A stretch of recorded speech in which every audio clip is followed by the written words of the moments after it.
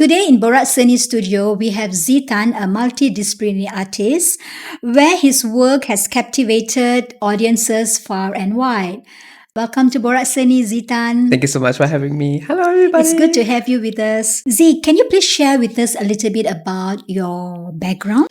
I was born in JB, and then I grew up in Singapore. So I went through primary school, secondary school, all the way to college in Singapore. And I grew up in an orphanage, so I do not have family with me. So I was always by myself. And yeah, I think I'm here already for around 5 years now. Moved to KL. All right. So yeah, that's a little bit about me. All right. I think your art style is very fascinating and captivating. Thank you. I'm not sure about your fashion designing because I've not Yeah. seen it much, but I'm very interested in your mural art. I think your mural art is just so beautiful. Thank you. Yeah, could you just share a little bit about your art style? I think I'm everything. I'm very into every kind of art, but if I were to pin down a few of them, would be like realism, from realistic art all the way to abstract, which I try to explore because sometimes it's quite fun. So usually I do whatever my heart tells me to. Basically, if today I feel like doing realism, I would just go and do like maybe portraits or realism. Or when a client asks me to do something like nature theme or whatever, they want flowers and like leaves and stuff. So I'll just follow whatever they ask. So sometimes it can be really realistic, sometimes it can be really abstract. It depends on, my mood also.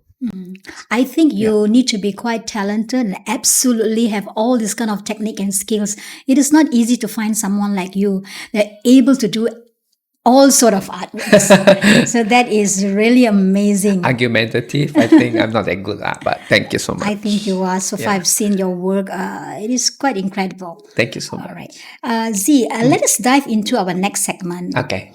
I think you're the right person for me to ask, how do you produce better artwork? As an artist, do you think it's important to always produce better artwork? I think, in my own opinion, that is not true, because I feel like you get really restricted because your mind will always tell you to, you must make this perfect. And you feel pressured. Yeah. So you when that pressure comes in and the stress come in, you tend to lose focus and you tend to just drift away and you can't really focus right to do the work that you want. I think the best, in my opinion, also for me, I'm a very messy creator. So when I go into it, I'm just like pa, pa, pa, pa, pa. And then slowly everything just come into place. So I think just work around being imperfect. Don't be scared to make mistakes. That is really true, because I always hear people also say, like some other artists or whatever. For me, I also feel like if you just follow the moment, just enjoy the moment when you're creating, then that's fine.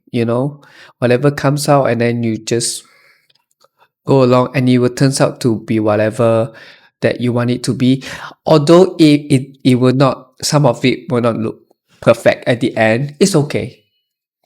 Because you already went through a process. It's all the experience that we get to learn at the end. So meaning you're trying to say that through this process, the artist is able to also have personal growth, in a way that Exactly. slowly learning from mistakes that Exactly. can shape your mind by exploring, Exactly. experimenting. Yeah, exactly. Sometimes I will be like, shit, I hate it, that looks so ugly. But then after that, when I create again, it will look better. And then it's either it get better or I know what is the mistake I made over there. Yeah. So I can improve on the next one. Agreed. So it's always something you can learn from, Yeah. even your ugliest piece. So in your personal art journey, right, how do you produce better artwork? I mean, I'm sure you have your personal goals that you want to achieve. Yeah. Because you've been producing artwork probably on a very different level, and then now you want to improve, you want to evolve. So how do you go about doing it? So for me, when I have a vision of how I want, let's say, my pieces to be, I envision like how it's going to be like placed or whatever. So I would kind of think of the methods that I'm going to use, the paints or the materials that I'm going to use. So you visualize it. I will visualize it, or I will draft it down first before I go into it. If I want the piece to really be perfect, when I go into creating the piece, it would just slowly come to life. Yeah, like whatever I envision or whatever I drafted out and everything, because I already have like the methods, whatever I want. So when I go through this process for those very for the pieces that I want it to really be perfect or good looking, I will make sure I note down everything in my either in my head or on my sketchbook or whatever, and then it always comes out better than I thought. It's always like better, it's even better, or it will be some adjustment, but it still look good to me. Unexpected miracle. Yeah. I mean, yeah, you can say that. Z, being in this art journey, Yeah. can I know what is the biggest challenge or struggle that you face along these years? So I've been doing mural ever since I moved to KL, right? So it's been like 4 years now. So far I would say the same challenges or the problems that I face is definitely the capital issues or the along finance. Yeah. Yeah. It's either the pricing problems or the capital problem. Like let's say, for my work, the price that I put in sometime is either not aligned with the client or what the client wants or asks for. So sometimes I have to bring my price down, and then I'll be like, You have to negotiate the price. yeah, Yeah. it always comes down to negotiation, you know. So sometimes I feel like I'm being underpaid, but I have to keep quiet because I need to survive. Yeah. I need money to makan, to buy food, to pay my rent, to feed my dog. So all these always come into consideration. I think that is still a problem right now, the challenges that I face, which is like negotiating or convincing the client that what you pay is actually what I'm worth of, you know, like I give this price because I think it's fair. Okay. But some of them just, I mean, it's not for them lah. Yeah. I cannot argue.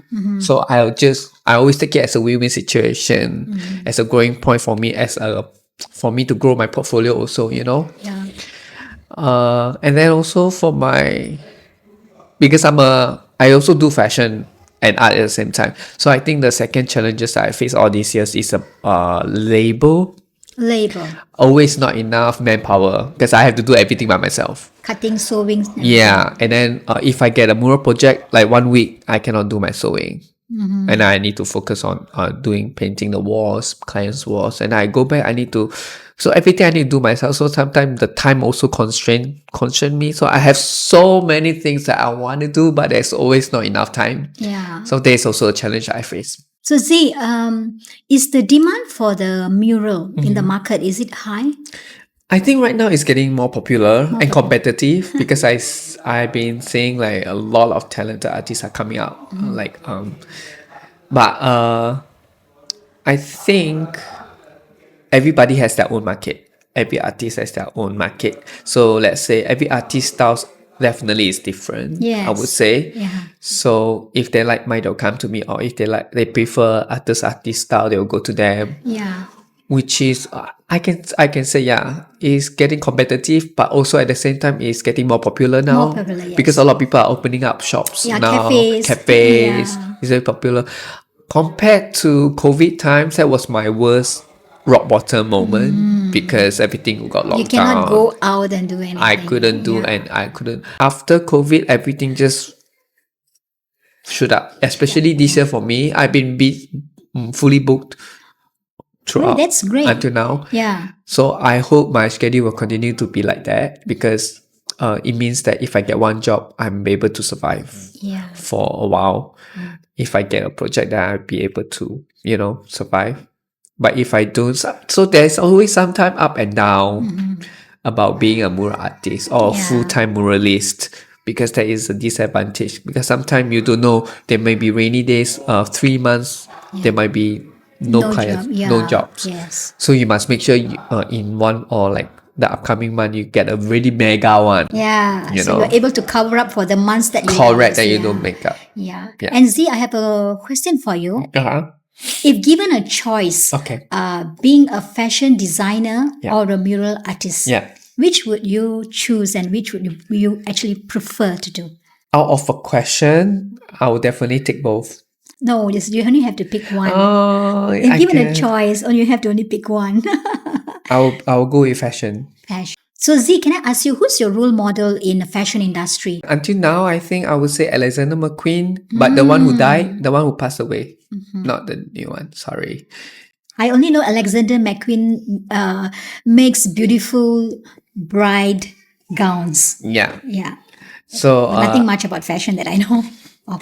So I'm he's been my utmost inspiration ever since I was young. He's also one of the reasons why I fell in love with fashion. Besides Project Runway that I catch when I was younger on the TV when I was growing up in the orphanage. You know, Okay. they show on the screen.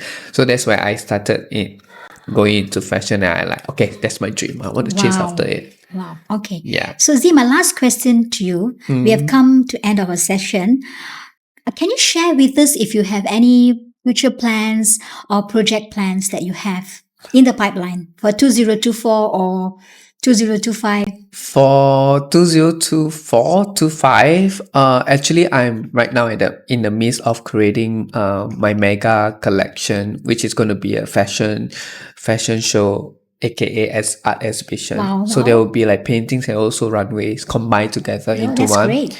And it's a long Renaissance theme. Wow, that is a Yeah, nice so I'm thing. really excited to share with everybody when it's ready.